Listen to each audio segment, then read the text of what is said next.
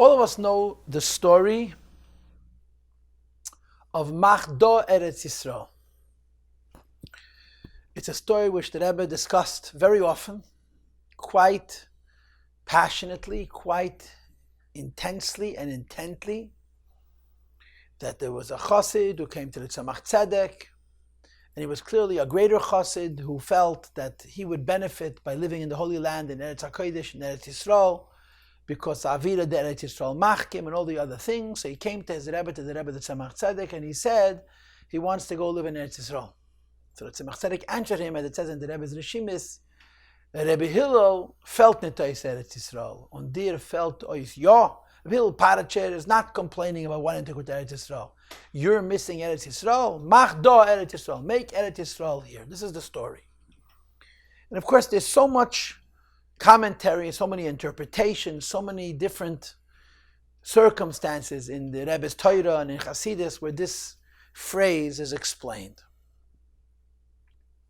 One of the explanations is the following, and this is of course based on V'yadaita Moskva and other Maimorim like that. The Gemara says in Masechet Ksubos that Kol mi shadar b'chutz la'aretz, a person who lives outside of Eretz Yisrael, doimer k'mi she'ein li elokah, it's as though he has no God. Or another quote is Yisrael adorim b'chutz la'aretz evdi aveda zareh b'tahara heim, a Jew who lives outside of the Holy Land is, in quotes, worshipping idols in purity, end quote. This is the Gemara. The end of Masechet Ksubos, of course, talks about the Maila of Eretz Yisrael. This is some of the ideas that are brought there in the Gemara. And of course, what are the meaning of these statements? In other words, he has a God, but it's as if he doesn't have a God. It's Avodah Zarah, it cannot be B'tahara, Avodah Zarah is Metame. And if it's not Avodah Zarah, if it's Tahara, why are you calling it Avodah Zarah, and so on. So it's explained in Chassidus based on Kabbalah, and the explanation is basically this.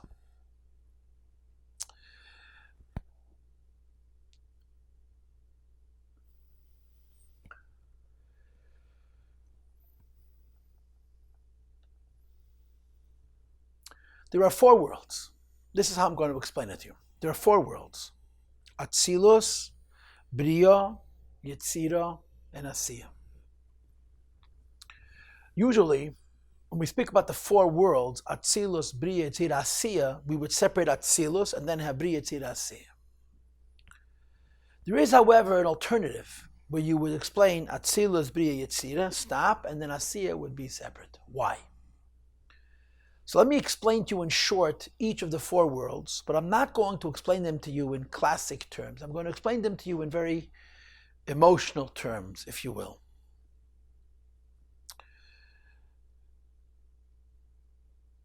The world of Atzilus is called Merkava. The world of Bria is called Seichel. And the world of Yetzira is called Teva. And I'm going to explain each of these terms momentarily. And the world of Asiya, I don't know what it's called. I guess you could call it Choil for purposes of construct. What do these four ideas mean? What do they mean, basically? The Eibishter created a world, and he's the master, he's the balabayas. And the truth of every world, of every place, every point, every aspect in creation is him. But we cannot always see him. He's not always revealed, he's not always available, and so forth. So there needs to be a relationship between the world and him. And in terms of the relationship between the Eibishter and the world, there are four possibilities. The first possibility is that it is a world which is a Merkava for Ein Seif. It's a seat, it's a chariot on which Ein Seif rests. To be a seat on which Ein Seif rests, that world needs to be absolutely clear, absolutely tahir, absolutely pure, so transparent that it merits that Ein Seif, that light, that kedusha, that holiness should rest on that purity. An environment like that, a world which is so pure that the Ein Seif rests, clearly has no problem, no issue with sensing HaKadosh Baruch Hu. Hashem's light rests in that reality. And that's what the world of Atzilus is. It's a Merkava Falakus.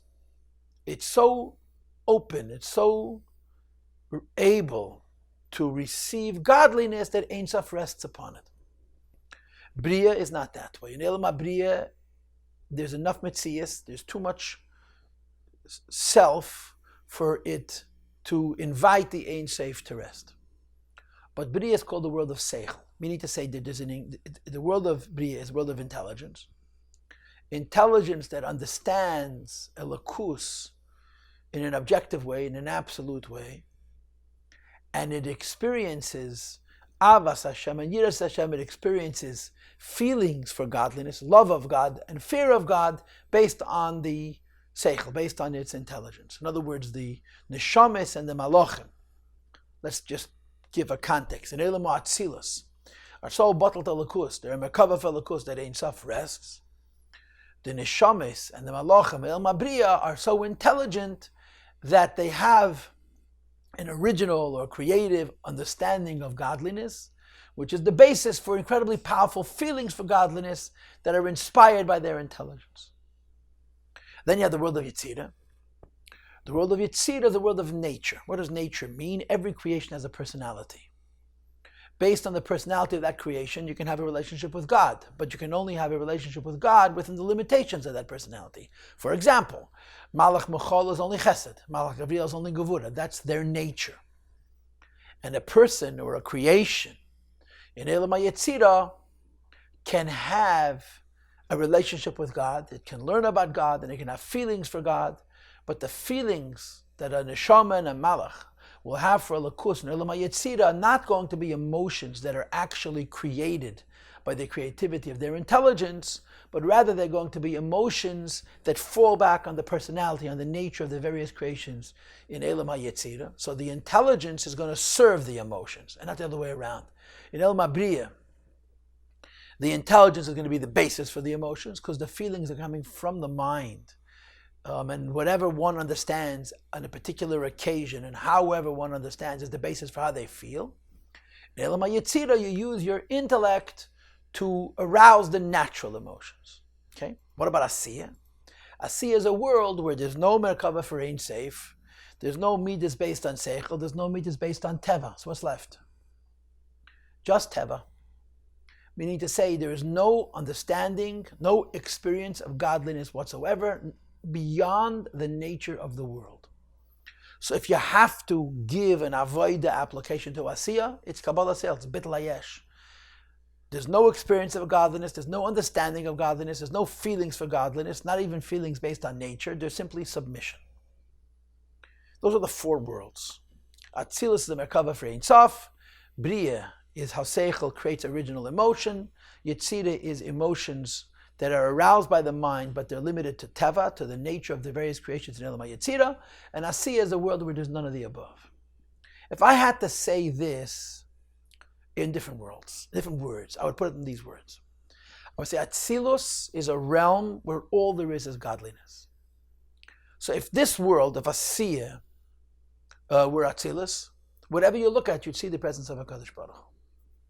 Bria would be the realm of miracles, where there's a world that has a certain nature, but you see supernatural events happening in the world which indicate the presence of HaKadosh Baruch Hu. Nature is still there, but there are miracles that happen occasionally or in different locations which reveal the presence of HaKadosh Baruch Hu. Yetzirah would be the world of Hashgacha Pratis. Hashgacha Pratis is not a miracle. Hashgacha Pratis happens within the parameters of nature, but you see the presence of HaKadosh Baruch Hu. You see, as the expression is, the coincidence. The coincidence is too precise and too frequent to be written off as an accident. There's clearly a divine hand behind it. So what would be Asiya in that scheme? Nature. Nature that not only does not reveal godliness, nature that not only does not reveal a miracle, nature that even conceals over Hashgacha. Of course, it's true that Hashem is mashgiach b'hashgacha pratis. Hashem oversees His world in a very specific and a very detailed way, but you cannot identify it. You can't see the presence of HaKadosh Baruch Hu. You see only olam kiminhagei noyeg, a natural order, a natural world. According to the scheme that I just presented, and I used a number of different ways of explaining it, we're separating Asiya from the upper three worlds. Atzilus Bri Yetzira share a sense of Hashem and therefore a measure of bittul and dedication. Atzilus is a lakus, Bria and Yetzira are bottled to lakus to different degrees. Asiya is yesh. So instead of separating Atzilus from Bia, we're separating Abi from A. Asiya is separate. And that's the meaning of the Gemara. When the Gemara says, Kol adar b'chutz la'aretz deime k'mi she'ein li elokah. When you live outside of Eretz Yisrael, it's as if you have no God. Of course you have a God. But Eretz Yisrael, according to Kabbalah, is like Yetzirah. I guess I should slow down, right? The world is Asiya. Eretz Yisrael is Yetzirah. Yerushalayim is Bria. The Beis HaMikdash, the Kodesh HaKadoshim is Atzilus. So there are different realities within our physical earth. In the Beis HaMikdash, in the Kodesh HaKadoshim, you can experience Ein Sof. In Yerushalayim or in the Harabayas, you see Nisim, Asor and Nisim, Nasla V'Seinu Beis HaMikdash, totally higher than Teva. And in Eretz Yisrael at large, you don't necessarily see miracles, but you see Aser B'Shvil Shetis Asher. You see the idea that there is a direct cause and effect between how Jewish people live and their parnasa. This is a famous story, which I think is brought in Tosfos. Maybe it's based on the Yerushalmi, about a person who used to give meiser, and he was very wealthy. And he told his son to be careful to give meiser, and the son became negligent. And he ended up harvesting what his father used to give in meiser, because as he reduced his tithe, his yield was reduced further and further until what he would give away, he would harvest 10,000 bushels and give 1,000. He would try to reduce it. He gave 900 instead of 1,000, so he had a 9,000 yield until he ended up with 1,000.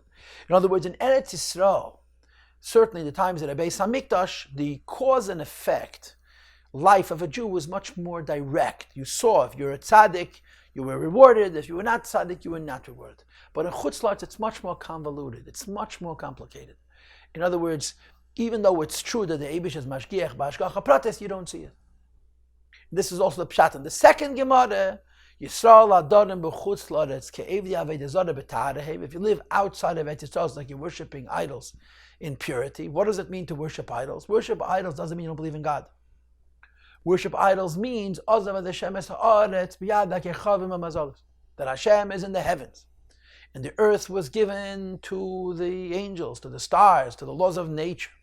And although indirectly or very indirectly, HaKadosh Baruch Hu is still a balabayas, nature seems to run its own course. So when you're living outside of Israel, because you don't see a lakus, and you don't see nisim, and you don't even see an overt phenomena of hashgacha pratis, you get caught up in nature itself. So it's you're not doing any sin, but you're caught up in the natural order of things. It's very difficult for a person living outside of Eretz Yisrael to make himself see the presence of HaKadosh Baruch Hu in his life, or to live his life with the real sense of HaKadosh Baruch Hu being directly involved in his life, even when it's difficult to see. And this is what the Tzemach Tzedek says to that chassid. Marda Eretz Yisrael. You're living in Chutz La'aretz. And in Chutz La'aretz, it's a siyah.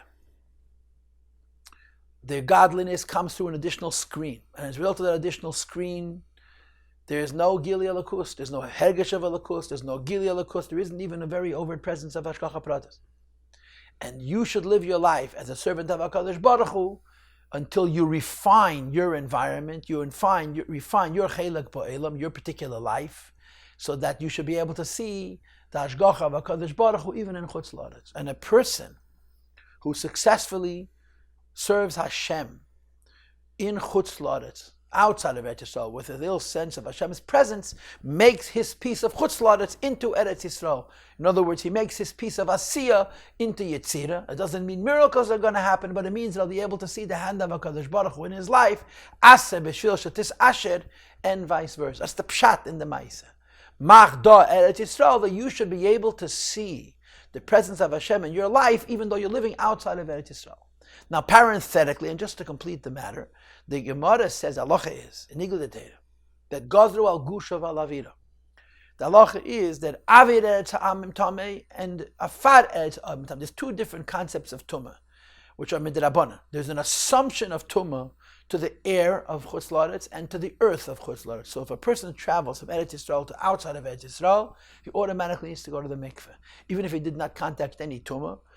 And the practical, the halachic, the nigle bases for these is because there are presumptions that people were not careful to guard the earth and the air, and therefore there may be a tumah hidden underneath the ground, and so forth and so on.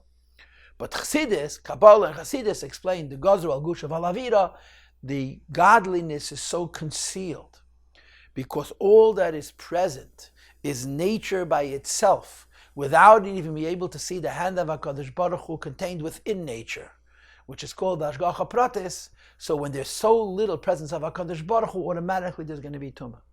In other words, Al Pi Nigla, the Tumah has to do with Gzeira and Echshash and Drabona. But when there's so little Gilei Lakus, there's automatically Tumah. So Gazra al Gush of Alavira is a real state of Tumah because of a natural state of Helam of Lakus.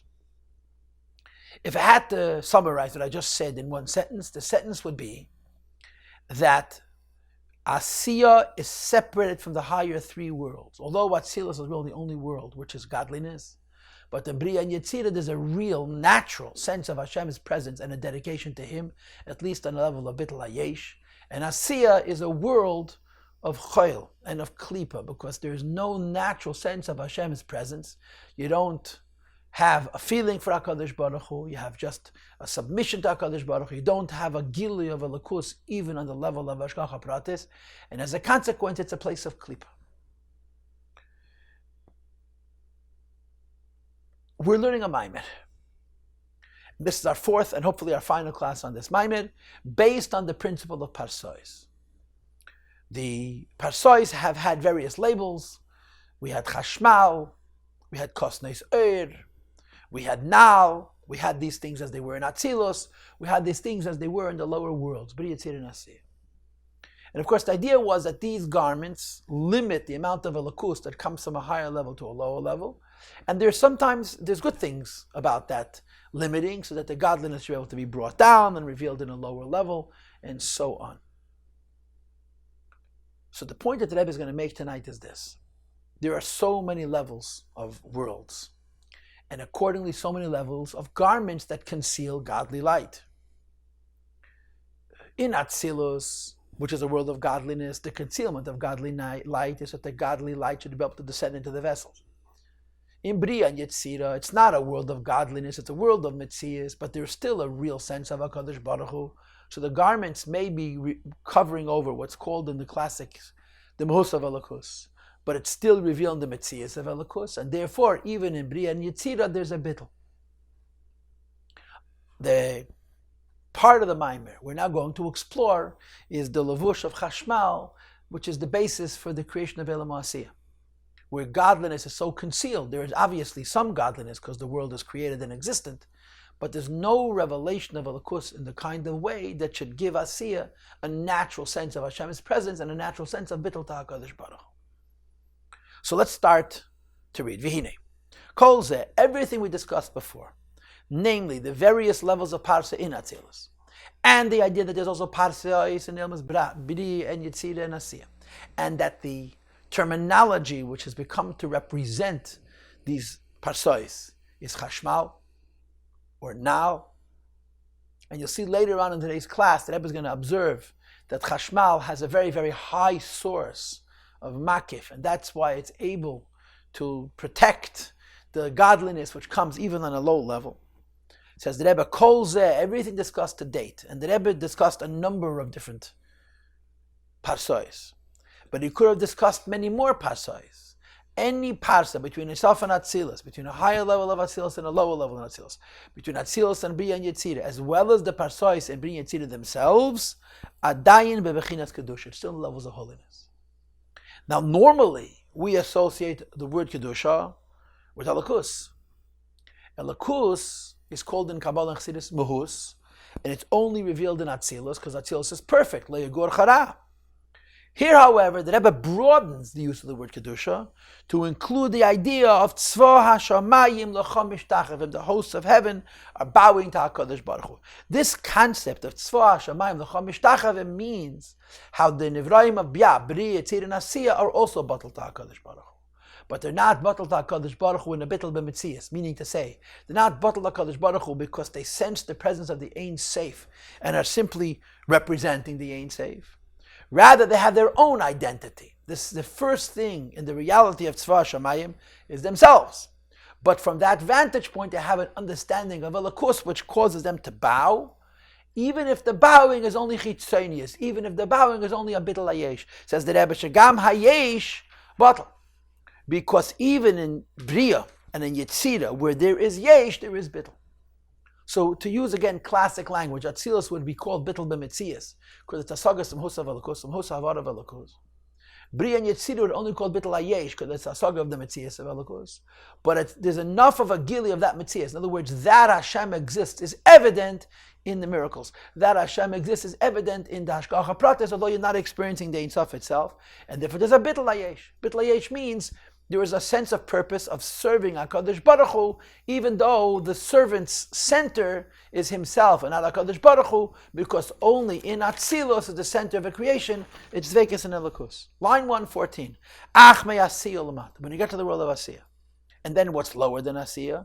Yesh Eid Masach Parshas, the additional screen. However, this screen is diminishing the Metzias of Elokus, which is going to sustain Asiya to such an extent that there's going to be no sense of godliness. Not only will there not be a sense of the Mahus of Elokus, which is Atzilus, there won't even be a sense of the Metzias of Elokus, which would be miracles or Hashgacha Pratis, which is Bria and Yetzira respectively. Says the Rebbe Vahu Klipas Nega. It's the basis for Klipas Nega.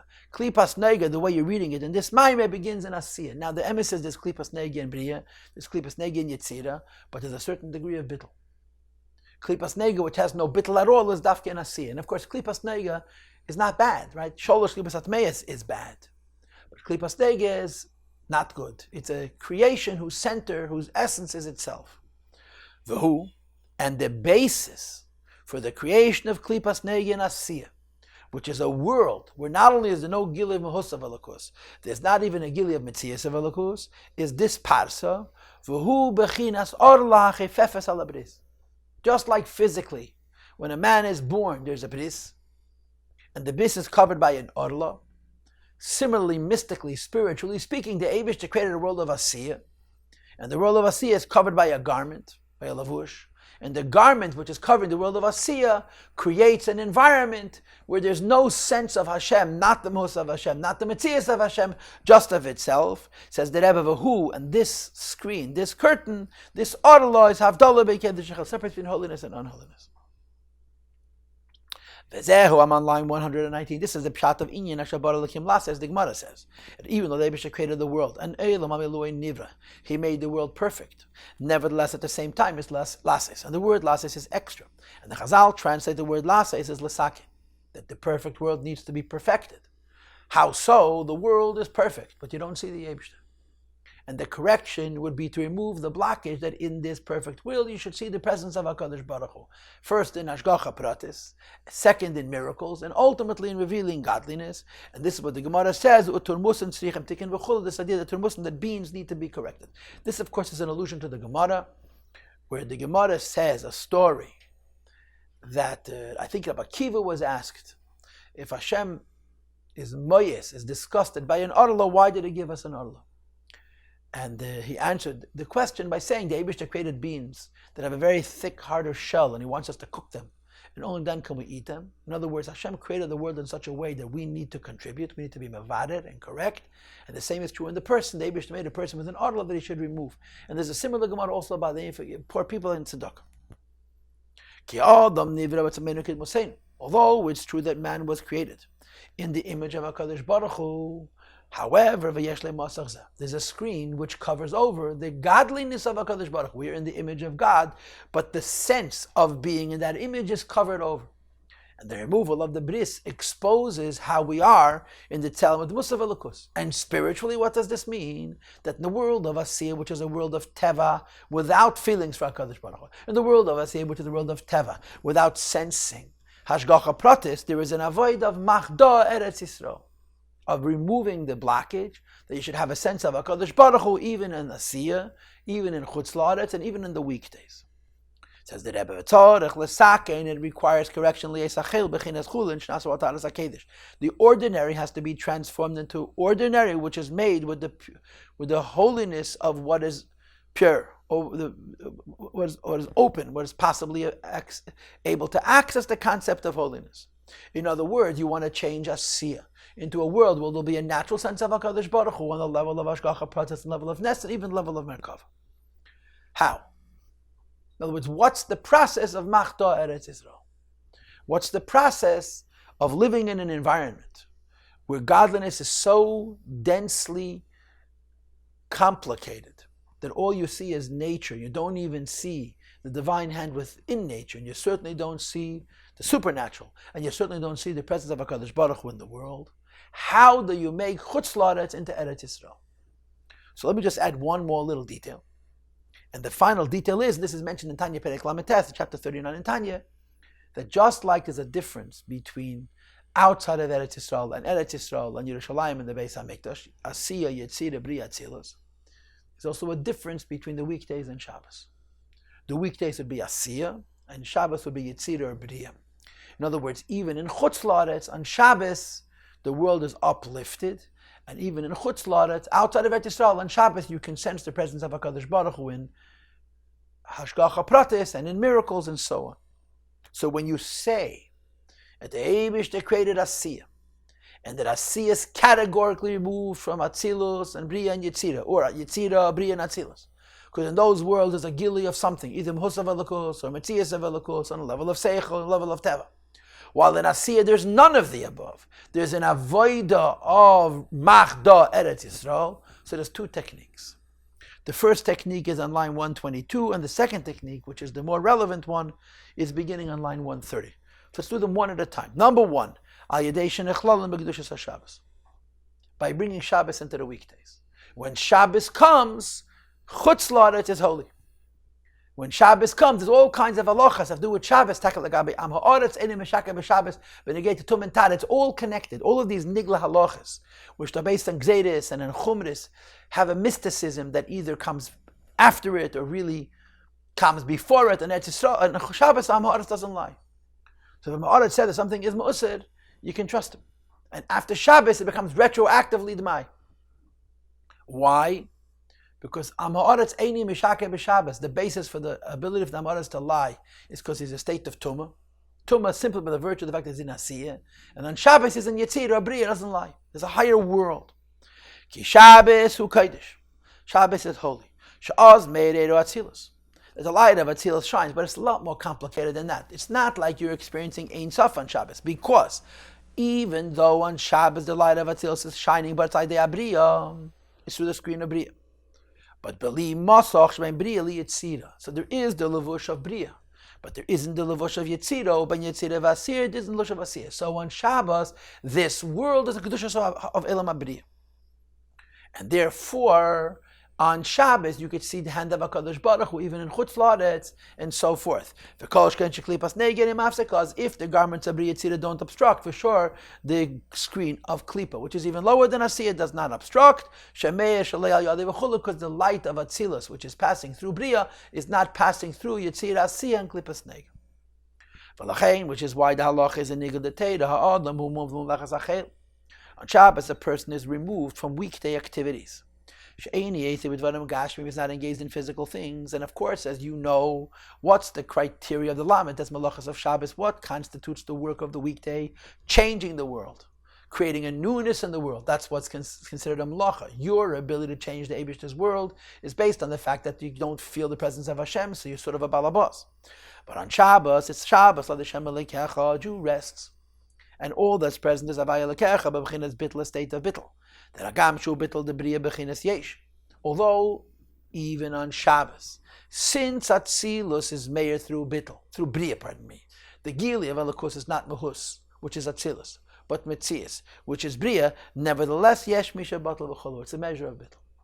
And according to this model, Atzilus, Bria, Tzira, and on Shabbos, even Asiya are all in the category of Bittul to the Meibishtin. Mashain can be a Meizachel as opposed to during the week. Shesavus, Aidei Yitzira V'Asiya, the garment of the itself of Atzilus comes through the garment of Atzilus, and the garment of Bria, and then the garment of Yitzira, and the garment of Asiya. Sham Yesh Klipas Negach Efefes, and there's a fourth Klipa. The Klipa of Nega, which makes it so dense that you can't see and experience and sense the presence of HaKadosh Baruch Hu whatsoever. So one solution to the Parsha of Asiya and the Klipas Nega which follows it is Shabbos. Run away from it. But there's another solution. And the other solution is what you do when it's not Shabbos. Or to say it alternatively, the other solution is the reason the Eibishter created Asiya in the first place. The other solution is the reason the Eibishter created Chutz La'aretz in the first place. The 6 days of the week, which represent Asiya. And in a more specific way. The way it is in Chutz La'aretz, there is Mevarer. It means the meaning of the word Bira is we separate the good from the evil and raise the good up to HaKadosh Baruch Hu, and the evil goes away. And the Rebbe calls it Birurei Nega, the clarity we create in the Klipa called Noiga, which is achieved through Yagi Akapech Geseichel. A person achieves this Birur through earning his Parnasa. But She'esik Be'emunah, he serves Hashem, he works for Parnasa honorably and honestly, and it's l'shem shamayim for the sake of serving HaKadosh Baruch Hu. And then U'mispalel v'leimid b'keach zeh, then he davens on with the power to get from the nourishment that you got from his Parnasa, which was earned honorably. Says the Rebbe,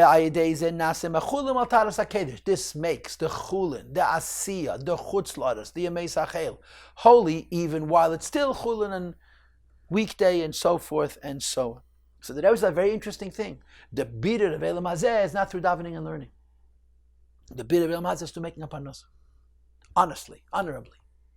When a person has to make a living, and he has to go out into the world in an environment where God is not everybody's favorite thing, and he has to struggle with counterparts or circumstances where godliness seems to be very concealed, and he remains loyal to the principles that the Eibishter established and how a person is supposed to make a living, besides the fact that he's making a huge Kiddush Hashem, he's also creating a birur. He's making a clarity in Asiya, and the clarity in Asiya creates chulin al taras HaKedesh, which means there should be a greater sense of godliness even in Asiya. First, on a level of seeing Hashgacha Pratis, second, on a level of seeing miracles, and third, on a level of seeing Getlachkeit. So, the first idea of getting away from the Klipa of Asiya and Klipas Nega is escaping it, Shabbos. And the second idea of getting away from the Klipa of Asiya and Klipas Nega is Birur. So now the Rebbe adds a very geschmacke kvetch, a nuance, an observation. I'm on line 132 if you've lost a place. This is the pshat in the prayer we say on Matzah Shabbos. Baruch, blessed be he, hamavdil, who separates between Kedesh Lechel, between holiness and ordinariness. Shabbos is holy, the weekdays are ordinary. And Yisrael is holy, Chutz La'aretz is ordinary, and so on. And we're blessing Hashem for creating those separations. Now, what's the pshat? Baruch hamavdil ben Kedesh Lechel. Why is it a good thing that the Eibush made that separation, that there should be chayil? So of course you're going to answer because when you separate holiness from what's not holy, the holiness is pure, and there certainly is that idea. Alternatively, when you separate holiness from not holiness, you're creating an environment where you can do maximum birur, where godliness is so concealed it creates the maximum environment for you to clarify that otherwise unclear environment. But there's a third idea. And the third idea is the focus on the word hamavdil itself. Ki. Liyes havdolo parsa. When you say the words Baruch hamavdil ben Kedesh Lechel, you're not blessing Hashem for the separation of holy from ordinary. You're blessing Hashem for the screen, for the separation itself. Because we know that when we talked about Chashmal, we made a very interesting observation that the Chashmal, which separates a higher level from a lower level and acts as a shmira from the lower level going l'makom sheni nochen. If you can remember the first of the 4 classes we had on this Maamar, you will understand that Chashmal comes very low because it has a very high source. So the hamavdil ben Kedesh Lechel means what screen, what Chashmal affects that Kedesh, even if the Kedesh is only the bittul hayesh of Elam HaYetzira. should be separated from chel, which is Asiya, where there is no Gili Alakus, not even a level of Metzias. And certainly Klipas Nega, the screen itself has a very high source. And the high source of this screen is not only effectively separating Yetzirah from Asiya, and effectively separating Etz Yisrael from Chutz Laretz, it's giving the power for the ultimate transformation of Asiya. That's like Baruch HaMavdil. Thank God for the separation between Asiya and Yetzirah, between weekday and Shabbos, because the power of that separating force creates the possibility to reverse it. Ubaruch Kiliyes Havdalu Parsha Mimakom Ve'Venai Lekanali Chashmachal. We said in the beginning of the Maamar that Chashmal is a screen which creates a lower level and protects it because it's a very high source. Ubarach v'nimshach misham, and we draw down and bring from that high source of the Mavdil Liyizmeya Derech Parsha to burst through the screen and create revealed godliness in Asiya also.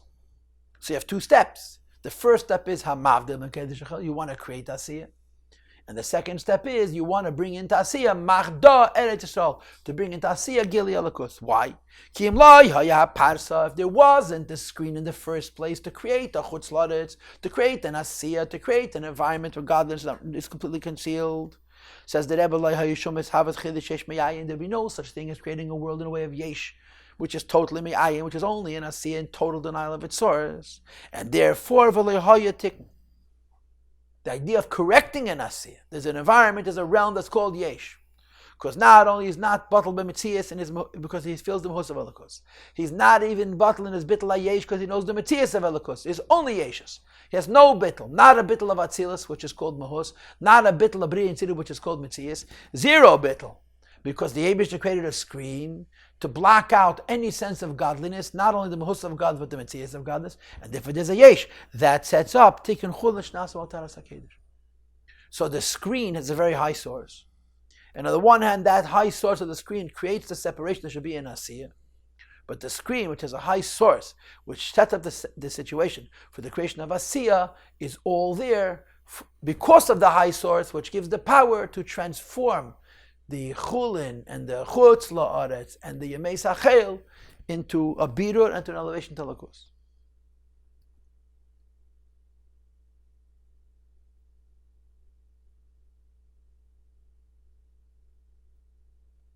In other words, beizgalos ha'ederech haparsha, when the Eibishter creates the worlds, and he has higher levels and lower levels, greater revelations and lesser revelations, and he needs to have screens to diminish the Eid al-Lakiyah as it comes from a higher level to a lower level. It says that it remains holy until the end of Asiya. Shasham Mokum Nega, which is the beginning of Nega. Meaning to say that in the higher worlds, even of Bria and Yitzira, even though there's no Gilim Husav Elikus, there's enough Gilim of Metzias of Elikus should be bottled. Mashenken Asiya and Klipas Nega, where there is a very, very thick screen which conceals the lakus completely, that sets up what the Rebbe calls yesh me'ayin, and allows for the possibility of bittul and bitter me'ayin liyesh, which is the transformation of Asiya as well. It says the Rebbe v'zeh mitzvahs milah, and the meaning of these words is the mitzvah of milah is the reversal of the chashmal, is the reversal of the klipa, it's the reversal of the parsa between Yitzir and Asiya, which creates klipa. So in other words, in this particular Maamar, Mila is not seen as something exalted and higher than say the Ishtalshalus and coming from Keser, like it says in other Maamar about Punk Paket. Mila addresses the lowest klipa, a klipa which is not separating between Kedusha and worlds, but a klipa that separates between worlds that know Hashem and a bit layesh and a world that doesn't know Hashem whatsoever. Because the word Mila is Mol Yud. So the letters Mol, Shu, Mol, Me, Chashmal. It's part of the word chashmal. It's the mol aspect of the word chashmal. And if you remember how we translate chashmal, chosh means silence, and mol means speech. And of course, the silent aspect is the bittul. The speech aspect is the yesh. Asiya is a world created by milah, by speech, because the bittul is concealed of bina. So mol yudke means the second half of chashmal, which represents revealing things from a higher level to a lower level, creates an asiya where godliness is concealed. And then you have a mitzvah of milah to reverse it. And like the Rebbe said before, you have to first create it and then reverse it. Because you don't first create it, that gila will never be. The hainu kashamasiyim, all you remove the klipa. She klipas nega she'oz nisherak chashmal labinu. What's left is chashmal labinu, which is the garment. And when you have only the levush left, you have at least a bit of layesh. It's necessary for this levush to exist at the outside, as we explained before. If the Eibush wouldn't create screens, they wouldn't be biyabachlal. So the screens, which are in von Helem, create briyatzir and asiyah. And the last one of those screens creates klipa. And when you reverse the klipa, by removing that screen, you reveal the godliness of biyah. Aval ha'orla. But the screen itself, shui klipas nega, tzarech lahas, has to be removed. In other words, you're not transforming the klipa itself, you're removing it. And after you remove the klipa itself, you're revealing the godliness and asiyah. Says the Rebbe, so why did David make it this way? This truth is the Rebbe already said it before, but I guess you could say he's repeating it more explicitly. Why did the Eibush create a world where there was klipa, a world where there is asiyah, a world where chutzlars has to be reversed? Says the Rebbe, initially you have to have klipa, initially you have to have chutzlars, initially you have to have asiyah, klipas nega klipa should have a place to live from, klipas atmeyes, and from klipas nega shesham shekol klipas meyes lagamri, like it's tiny perek lamed zayin. Sheklipas nega here mafredes, klipas nega is the intermediate vein agdushas and levels, which are batal delikus, either bitul v'mitzias or even bitul ayesh. Ubein called klipas atmeyes mamesh, and all of this severe klipas. So, by the Eibishter creating initially the Parsha, by the Eibishter creating initially this Masach, he is creating an environment for Klipa. Line 146, then there's work. And the work is Levarer Klipas Nega, to separate the good and the bad from within the Klipa of Nega, and raise up to holiness. And I want to add that it says in Tanya Perek Lamed Zayin, the Sholosh Klipas Atmeyes Lagamri, the Klipas Atmeyes Lagamri lives from Kedusha through Klipas Nega. And the moment Klipas Nega is elevated, and Gimel, the Klipas Atmeyes Lagamri don't have this intermediate to feed them, off which to leech, then the Sholosh Klipas Atmeyes Lagamri dies. So the Klipas Nega is elevated, and the Sholosh Klipas Atmeyes Lagamri dies. So the Eibishter created a world with many, many, many screens to allow for godliness to come to a lower and lower level. And ultimately, he made a screen where godliness is altogether concealed for the purposes of the Chiddush of Bittul Hayesh La'ayin. And then the Rebbe says, this is Yeridas Herech Aliyah. The Eibishter created a world called Asiyah, where there's no Gilui Lakus, not even within the parameters of Hashgacha Pratis and Teva. And he gave us the koyach to remove the screens, to reveal godliness in this world, but we have a benefit. And that's line 147. Hine basira arlo, when you remove this blockage, oz nasa aval goyim, become a father of a multitude of nations. Avraham Avinu, before he had the bris, was called Avram. Avraham, in conjunction with the bris, was given the letter Hey, which made his name Avraham, which the Pasuk interprets as Avram Goyim. So again, the additional Hey is not representing a higher level in Avram Avinu, as is explained in many Maamarim, but to the contrary, the additional Hey is explaining a very low level of Avram Avinu. The idea that Avram Avinu becomes a father of a multitude of nations translates to Rebbe spiritually, Shinites for Nitzutzes. An additional collection of sparks is added to Kedusha L'Eskala, but of course to become included in godliness, Machma Shaliyah Mazachaneg, no longer the screen of Neg. So the Eibishter says, Avram Goyim Nisaticha, Avram Avinu becomes a ruler, so to speak, over the Goyim, meaning to say that their sparks reach him because of the removal of the Yarlo. And when it comes to this idea that there's a garment, a Parsha, and a Asiyah, which creates an environment where godliness is not known at all, and there's the removal of that Parsha to reveal godliness, so that you should be able to see godliness in Asiyah also. That's what the pasuk means when it says, "Va'ani and I, hine behold, brisi, my covenant itchaz with you, va'yis, and you will be lava mein goyim, a father for a multitude of nations." So there's a link. What makes Avraham, whose name has been added to the Hey, has been added to his name Avraham?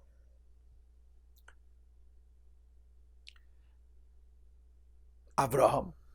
And the answer is, Vayis lava mein goyim, that he becomes a balabayas over nations of the world, in other words, over many sparks.